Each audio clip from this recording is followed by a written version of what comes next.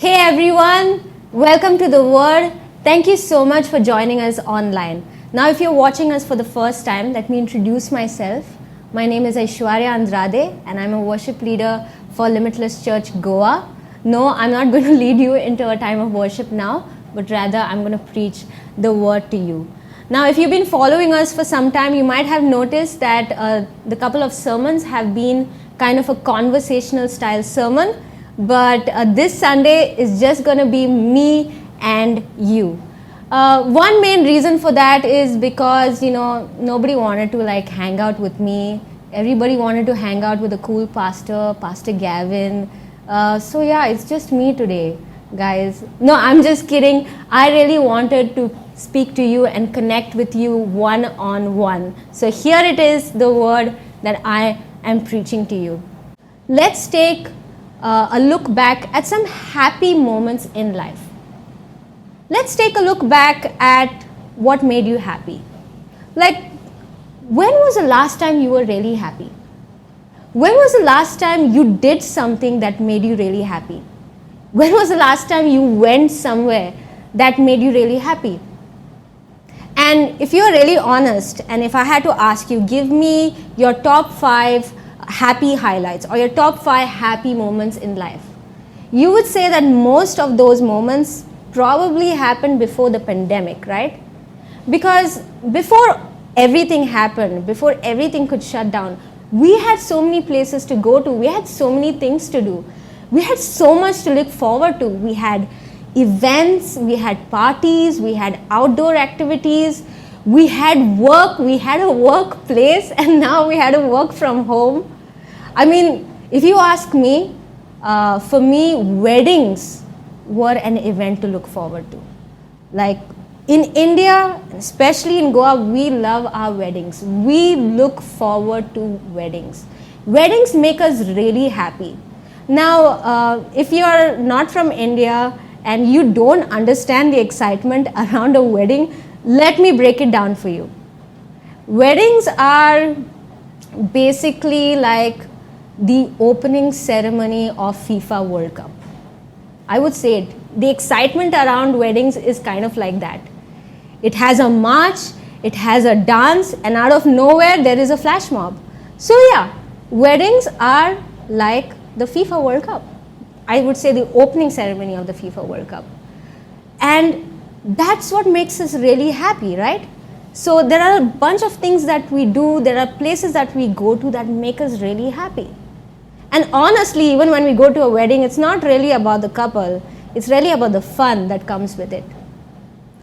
But one thing you should notice is that even to go to these places, even to do these things, it requires a lot of our effort, right? We need to go there. We need to do those things. For example, take the wedding again. Like if you ask me, all right, I'm someone who is not really big into shopping, okay? I just wear whatever I have for a wedding. Like even when my friends see me for any parties or any functions, they look at me and they think that they have gone back in time. Because fortunately, unfortunately, I have not changed a single thing about my dressing style. But hey, even someone like me makes the effort to get ready for a wedding, to get ready to go somewhere. Even I make an effort. I have to do my hair, I have to Google how to do makeup, I have to search which shoes are perfect. And parking. How can I forget parking? Parking is like 50% of the effort that we make to go for a function. Parking is so difficult, right? Now those who know me are probably wondering like, Ash, you don't really drive. So how are you talking about parking? No, you see, the effort is not in me parking. The effort is watching the person who has to deal with finding a parking space. That's basically that. And let me tell you, to all those amazing souls that go to weddings, you guys should get a Nobel Prize from Isaac Newton himself, because the places where you park and the way you park defies the laws of physics. But that's crazy, right? We do so much. There's so much of an effort that we make to make ourselves happy. Which tells you one thing. happiness requires effort. Happiness requires us to make things happen. I mean, none of us wants our life to suck, right? That's why we go the extra mile. That's why we go to meet someone. That's why we go to work. Even when someone says, hey, I'm working to have a happy life, that's effort. And it's crazy, right? We've placed so much importance on a feeling. And it took me this season to realize that all this while, we've been living from one feeling to another. From one emotional high of happiness to another. I mean, it's crazy. Think about it. We place so much value on how we feel and very little value on how we should live. So much value on how we feel. It's almost like we are ready to compromise the quality of our lives because we want to feel a certain way in a certain moment. We are ready to lower the standards of our lives because we want to have that high of happiness. It's crazy, right? And if you thought that this is something that you do only before this whole season of the pandemic started, well, you'll be surprised with how we are actually doing it now. Most of us are chasing after happiness even now. Most of us are finding ways to control our happiness because the situation has gone out of control.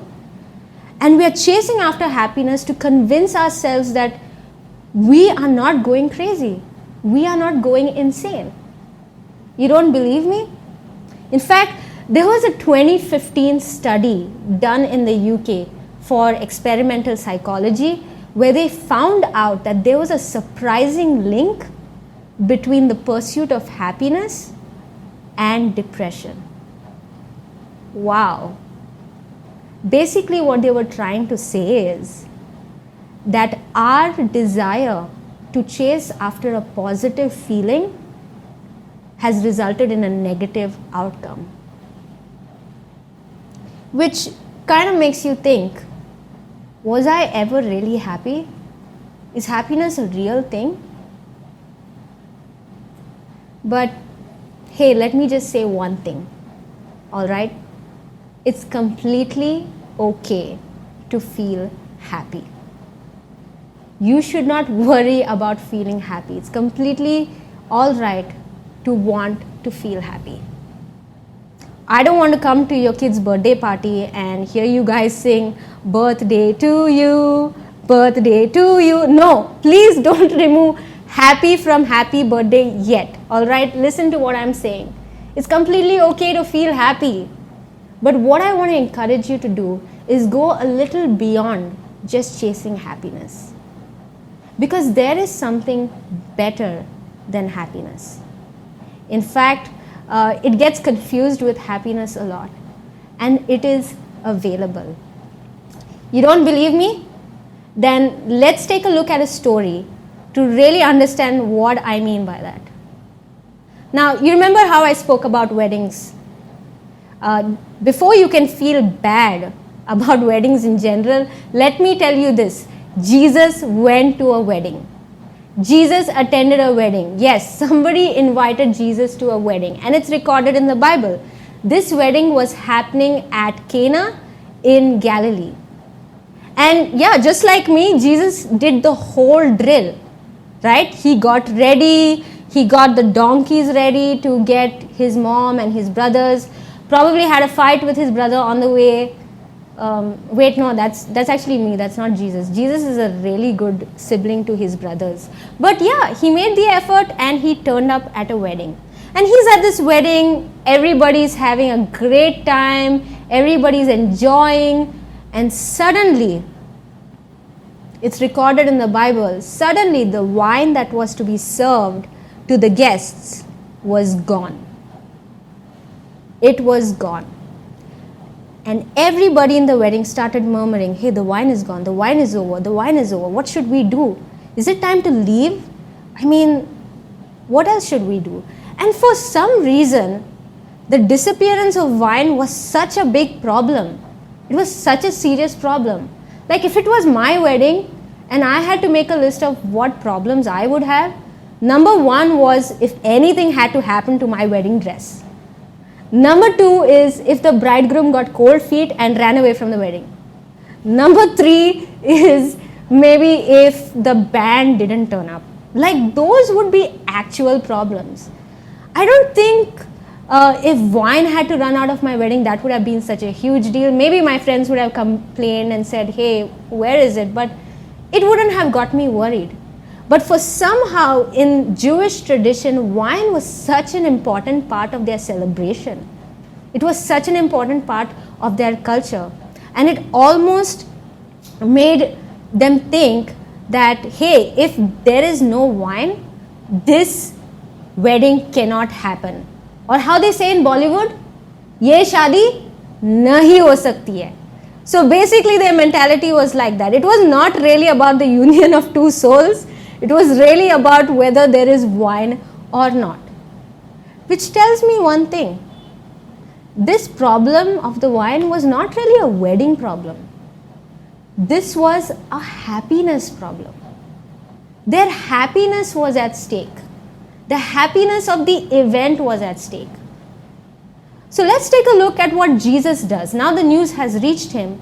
Let's take a look at what he does. So if you have your Bibles, you can turn with me to John chapter 2 verses 6. And I'm reading from the NIV version. So you can track with me. Nearby stood 6 stone water jars, the kind used by the Jews for ceremonial washing, each holding from 20 to 30 gallons. Jesus said to the servants, fill the jars with water. So they filled them to the brim.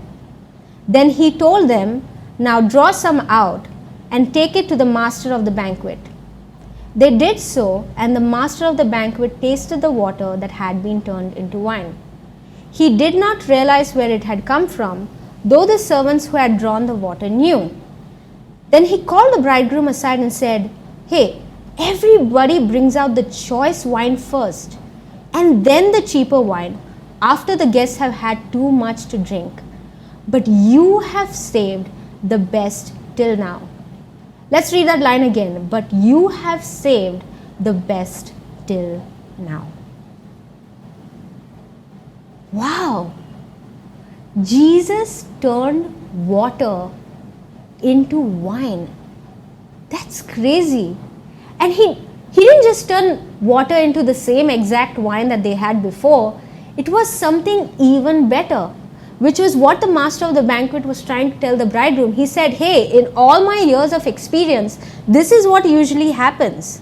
People bring out the choice wine first and then the cheaper wine. But you guys have did something great with your wedding. You have saved the best till now. Jesus made this wedding really stand out. Nothing like this had ever happened in Jewish tradition. They had saved the best wine till now. But let's go back a little bit and take a look at the first situation. When they had the first wine, everybody was having a good time until the wine ran out. Which makes me think that our lives before the pandemic were a lot like this wedding in the first half. Everything was going well. Everybody was happy. Everybody was having a good time until the wine was gone. Listen to me very carefully. Everybody was having a good time until this whole pandemic happened. Everybody was having a good time until the lockdown was announced, until the restrictions were imposed. Everybody was happy until they lost their jobs. Everybody was happy until the very sources of their happiness was gone. And that's exactly what is happening now. And I get it, most of us reading this story are expecting a miracle. most of us are expecting Jesus to do a miracle right now. Everybody's praying the same kind of prayer, and hey, even I've prayed it too. I'm guilty of the same prayer. God, bring back everything to normal. Bring back things exactly to the way they were. Bring back my life, Lord, that I once lost. Bring it back. Because that is the life that we want back, right? That is the life that we always looked forward to. We are praying prayers like, God, take away this tasteless, boring quarantine life and give me my life back. And you're probably waiting for the sermon to reach that part where I say, Jesus comes and does the miracle, right? You're probably waiting for that. But hey, let me tell you something. There is no doubt in my heart that Jesus can do a miracle. There is nothing impossible for him. He can do all things. If he overcame death and the grave, this sickness that is running around and taking over the world is really nothing for him. It's absolutely nothing for him. Because with Jesus, all things are possible. In fact, he wants to do something greater than what we have asked, than what we can imagine. He wants to do so much greater. But the prayers that we are making and the words that we are saying to him is, Jesus, give me back that life where I was in control of my happiness and I didn't need a thing from you. That's the life that we want back, isn't it? But hey, like I said, there is nothing that he can't do. He is the God of the impossible. And like I said, even though we are praying these prayers, his desire is the best for us. His desire for us is not like how the master of the banquet said. The master of the banquet clearly defined to us how life really is, how we treat life. He says, I would like to read that again. He says, everyone brings out the choice wine first, and then the cheaper wine after the guests have had too much to drink. And that's exactly how we treat our lives. We chase after all the best sources of happiness.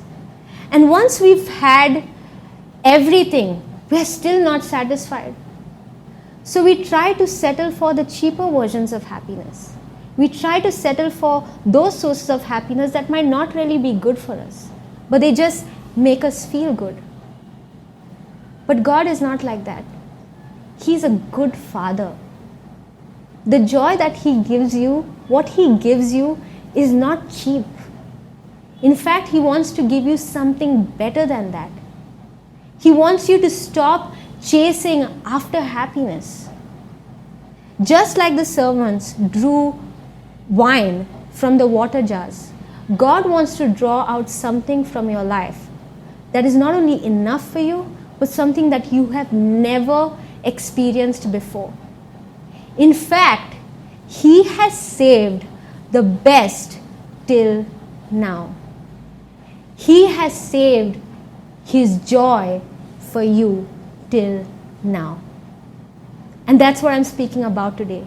Joy. He has saved his joy for you till now. You haven't seen anything like this. In fact, you haven't tasted anything like this before. You know what is crazy is the absence of happiness almost ruined the wedding. But Jesus left that wedding with plenty of joy, more than enough than what they needed. The absence of happiness can almost ruin your life, but the presence of Jesus in your life will release a joy that will not only sustain you, but also satisfy you. Because the joy that he gives will never run out, and the joy that he gives is not cheap. And I'm going to say something that is really explicit. I cannot sound very universal right now, because I have to say this. Joy cannot exist apart from Jesus. The real miracle at the wedding was not that he turned water into wine. It's because he was there at the wedding. Wherever Jesus is, is where His joy is. Joy is made available for you in Jesus. And He is here to share His joy with you. And like I said, the joy that He gives you is not cheap. It's not according to your choice. It's not according to your idea of joy. It's way beyond what then you can ask or imagine. His joy is so much better. In fact, it is the best. And I want to believe in this situation as well, that Jesus has saved the best for you now. Even in this worst situation, even with everything that is going on in the world, Jesus has saved the best for you till now. All you have to do is access it. He doesn't want you to chase after happiness, because He wants you to know that joy is in Him. You don't have to pursue happiness, because joy is present in Jesus. And He is here to share His joy with you. Now, what does it really mean to have joy? Like, what does it look like to be a joyful person?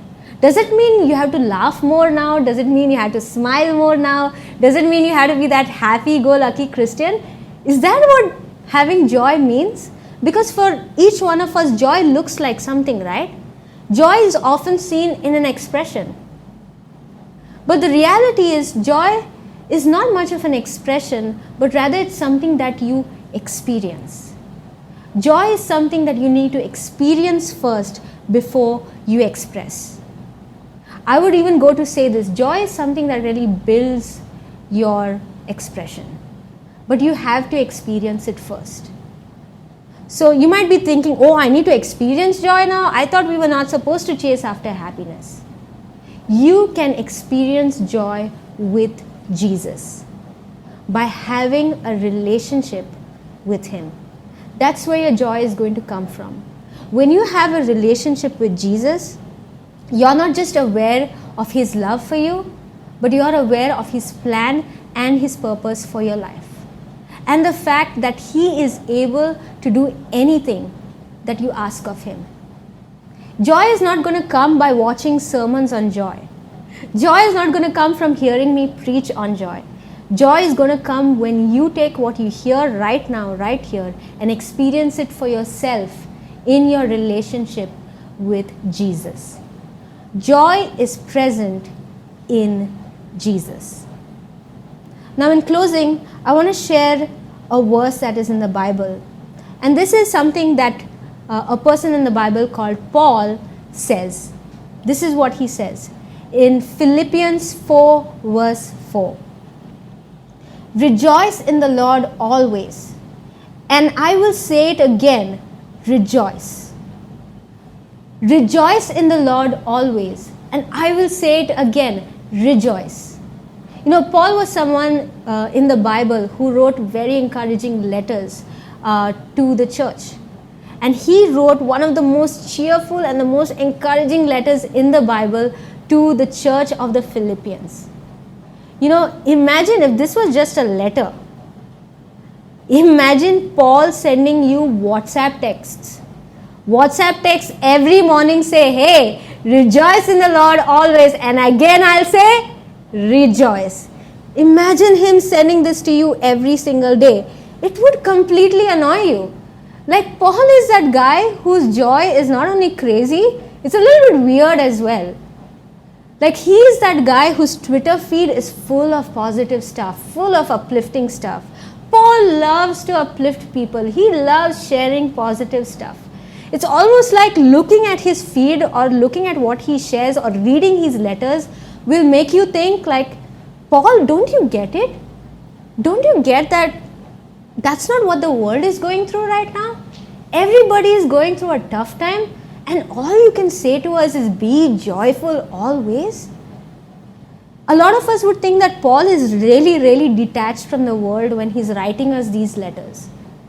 But the truth of the matter is, Paul is not on an island somewhere sipping pina colada and doing yoga while he's sending us these letters.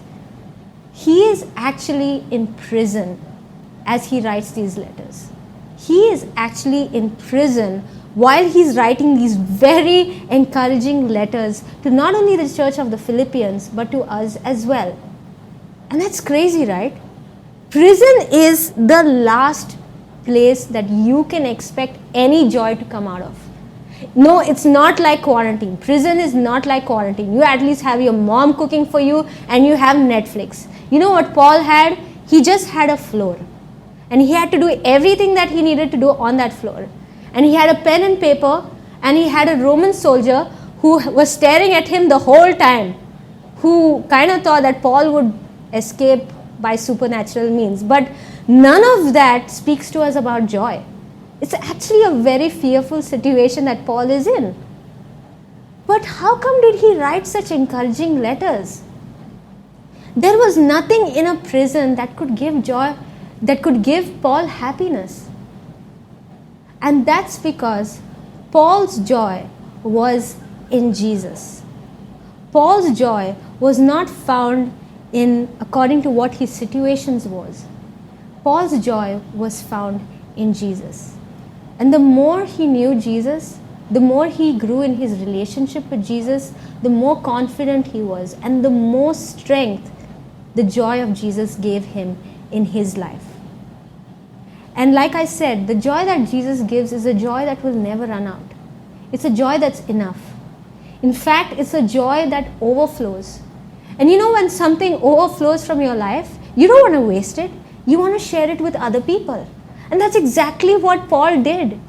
He was overflowing with joy in a prison cell, that he was finding ways to encourage other people because he experienced that joy for himself. You know, when we are chasing after happiness, happiness can only satisfy us. It can only satisfy us. It cannot satisfy anyone around us.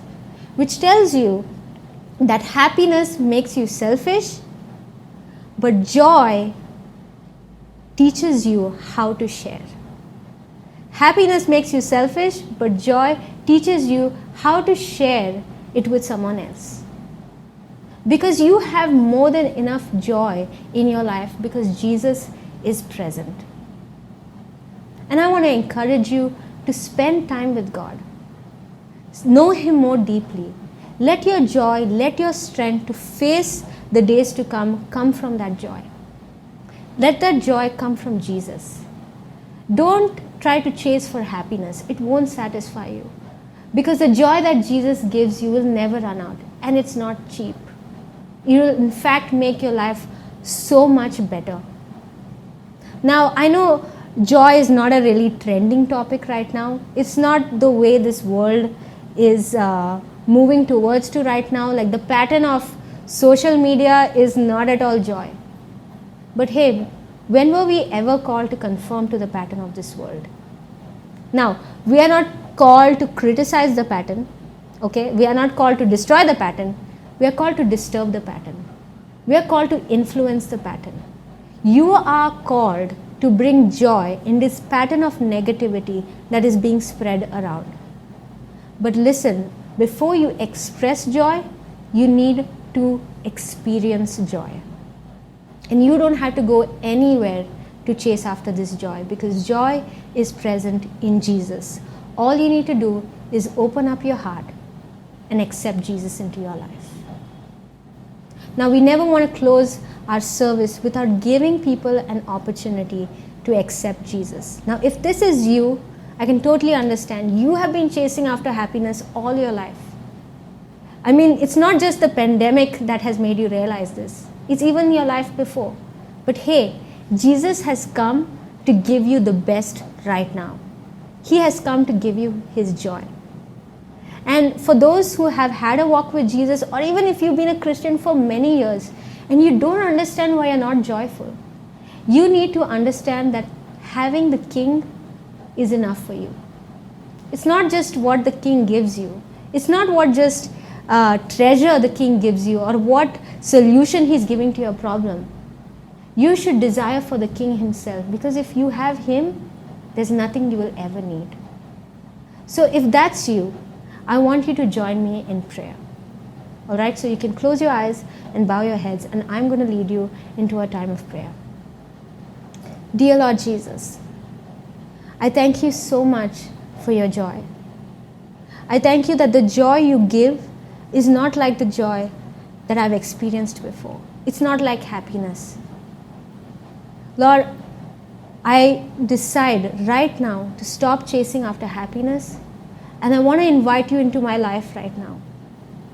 Come into my heart, Lord Jesus. I make you my Lord and Savior. In Jesus' name, we said Amen. And hey, if you have made that prayer for the first time, or if you're recommitting your life to Jesus, let me encourage you to be active in your relationship with God. Spend time with Him daily, because that's where your joy is. Now, I would like to also encourage you that if you've given your life to Jesus, have a relationship with Him even through His Word. Okay, all you have to do is read the Bible. You can download a simple Bible app on your phone, and you can start your walk with Jesus. I also want to encourage you to be part of a community that believes in you, that believes in God, and encourage you in your purpose. So do be sure to be part of a local church. And hey, if you don't know where to go, come and be a part of Limitless Church. All right, stay connected with us through social media, and we would love to welcome you to our community. And to everyone else, I pray a huge blessing in Jesus' name. Thank you so much for joining in. God bless you.